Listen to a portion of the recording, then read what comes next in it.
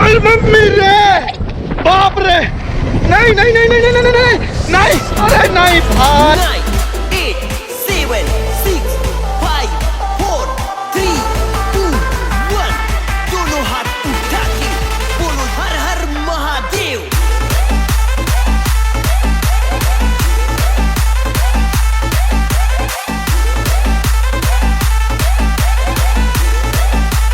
हर हर Mahadev.